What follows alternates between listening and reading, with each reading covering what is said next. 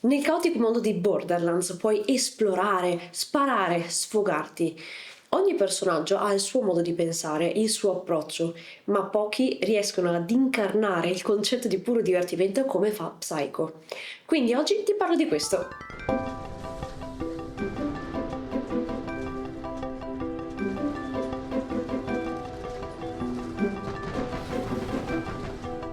Psycho, con la sua follia, le sue battute dark un po' inaspettate, il suo correre in battaglia con impulsività, ti fa sentire quanto può essere liberatorio abbracciare il caos, entrare nello stato di flow e divertirsi. Psycho sa davvero come divertirsi. Ciao, io sono Manuela e questa è Guida Strategica. Se sei un gamer o un amante degli anime, iscriviti al canale e clicca sulla campanellina per attivare le notifiche, perché qui ti parlerò sempre di crescita personale spiegata attraverso i videogiochi o gli anime. E sì, qui ti parlo sempre di crescita personale, come riuscire a raggiungere un obiettivo, come essere più organizzato, come gestire meglio lo spazio, il tempo, come diventare più produttivo e tante altre cose. Però questo non può essere tutto. Nel nostro mondo, che è spesso dominato dalla routine, dai problemi, dalle preoccupazioni, dalle ansie quotidiane, il divertimento passa un po' in secondo piano.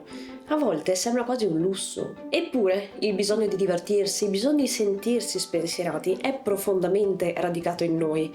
E Borderlands, quel suo universo caotico e colorato, ci dà una prospettiva un po' diversa su questo argomento. Psycho ti invita ad abbassare le tue difese e a goderti di più il presente nonostante le difficoltà della vita. Ti invita a riflettere sulla natura del divertimento, sul suo significato e la sua importanza. E allora oggi con Krieg, con Psycho come nostro insegnante, vediamo come avere una vita un po' più piena, un po' più appagante. Il divertimento è importante, godiamocelo. E iniziamo dalle battaglie, dal momento più emozionante. Le battaglie in Borderlands sono davvero una figata, infatti, perché tu sei lì, dalla tua postazione, tante volte in alto, a osservare la mappa, a osservare i nemici che sono completamente ignari che tu stai per andare là a fare un po' di casino. Ma pensa ai momenti prima dell'attacco. Un po' ti pregusti l'idea del combattimento, l'idea del caos e un po' controlli un po' le tue statistiche. Perché non vorrai mica iniziare un combattimento senza guardare come sei messo, vero? Il modo migliore per godersi a pieno un combattimento è sapere di partire a posto. Quando la barra della vita e quella della stamina sono piene, quando il tuo fucile è carico, quando hai abbastanza munizioni per affrontare un'intera armata e quando le tue abilità speciali sono attive. Allora sai di poter dare il massimo e puoi immergerti nel combattimento. Allora facciamolo anche nel nostro mondo. Se sai che stai per affrontare un evento impegnativo, un qualcosa che ti richiederà tanta energia, parti a posto. Inizia controllando il tuo stato proprio come faresti nel mondo di gioco. Un buon sonno, una buona alimentazione, una buona gestione dello stress e una buona attività fisica ti permettono di alzare le tue statistiche di base. E questi sono i pilastri della tua salute. Certo, questi 4 pilastri andrebbero controllati e revisionati ogni giorno. Se hai un impegno impegnativo tra un paio di giorni, non puoi certo pensare di modificare il tuo stile di vita ora e trarne il massimo dei benefici. Questo è una cosa a lungo termine. Però questo non ti permette di fare dei cambiamenti un po' all'ultimo minuto per agevolare l'aumento di energia. Infatti, quello che puoi fare 1 o 2 giorni prima rispetto a un impegno importante è molto comunque. Puoi assicurarti una buona notte di sonno o comunque inserire un power sleep per poterti riprendere e avere energia per tirare avanti la serata a lungo se vorrai fare tardi. O ad esempio un bel pasto bilanciato e tanta acqua ti permetteranno di arrivare al dopo cena bello vigoroso ma senza appesantirti. O anche un po' di movimento ti farà arrivare carico e con più energie. O magari puoi pensare di fare una sessione di meditazione. Qualche esercizio di respirazione, un po' di meditazione, magari possono farti cambiare l'approccio alla serata. Quindi magari invece di passare l'intera serata a lamentarti degli impegni, del lavoro e delle tue sfighe in generale, potrai avere la mente un po' più libera e concentrarti su qualcosa di più positivo e goderti un po' di più. Insomma, tampona le tue statistiche di base in modo da poter arrivare a un singolo evento al massimo delle tue forze. E nel frattempo lavora sulle statistiche di base a lungo termine, cercando di alzarle sempre di più. E va bene la serata, va bene l'evento in sé, però se hai giocato a Borderlands tipo il pre-sequel, il 2 o anche il 3, e hai giocato magari in coop, avrai capito che non solo l'ambiente di gioco è importante, ma anche i compagni che ti scegli sono importanti. La nostra vita sociale è fatta di serate molto coinvolgenti e di serate che col senno di poi avresti evitato molto volentieri. Andando avanti con gli anni si diventa sempre un pochino meno festaioli e sempre un po' più selettivi. Questo va bene, quando ci si crea una vita indipendente, magari si ha una relazione stabile o comunque si hanno i propri spazi, la propria libertà, è anche un piacere passare la serata in casa. Insomma, si tende ad uscire meno spesso.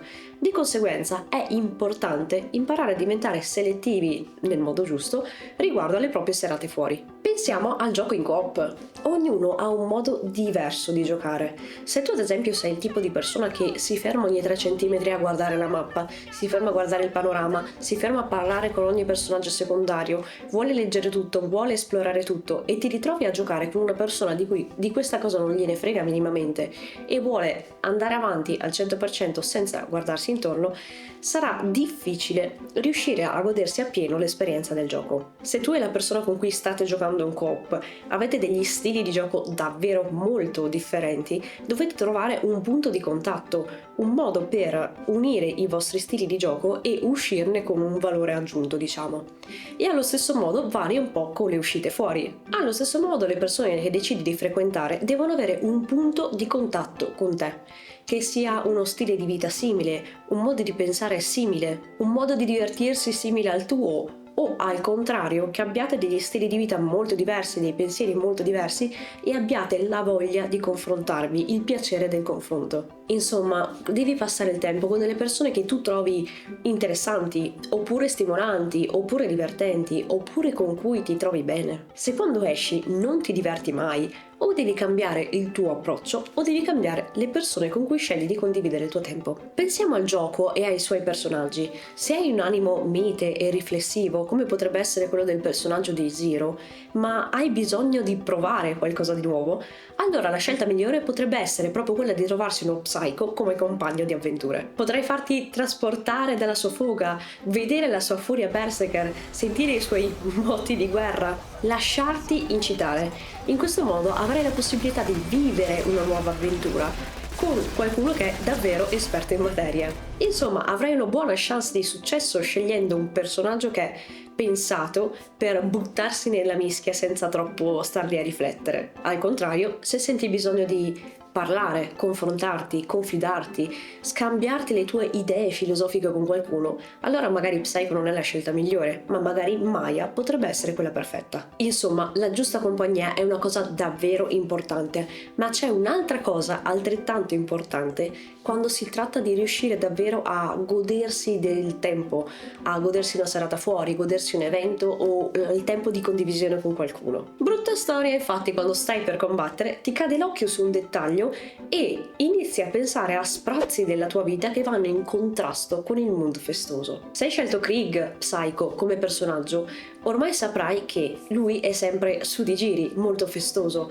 nel momento in cui entra in azione, ma appena si ferma un attimo, tutto cambia. Appena si prende una pausa, la sua mente inizia a vagare, inizia a perdersi nei suoi ricordi, inizia a pensare a Maya e a quel punto si arrabbierà, si deprimerà e cose del genere. Insomma, il divertimento non è una cosa molto trattata da parte di chi si occupa di crescita personale, ma è davvero importante. Infatti, che senso ha continuare a lavorare sulle proprie paure, le proprie ansie, combattere per raggiungere un obiettivo, automigliorarsi, se poi non riesci a goderti un momento di puro divertimento, un momento di puro svago? Se anche tu sei come Psycho e appena ti fermi un attimo ti ritrovi sovrastato di pensieri negativi, devi fare qualcosa a riguardo. Devi trovare il modo di rilassarti, avere dei momenti di puro svago in cui si lascia andare tutto il carico è davvero essenziale. Divertirsi, svagarsi è essenziale per affrontare lo stress, scaricarlo un po' e resettarsi e ripartire con una nuova dose di energia. Quindi il tuo obiettivo di oggi è vivere nel presente. È complicato perché la mente vaga e si sposta o nel passato o nel futuro.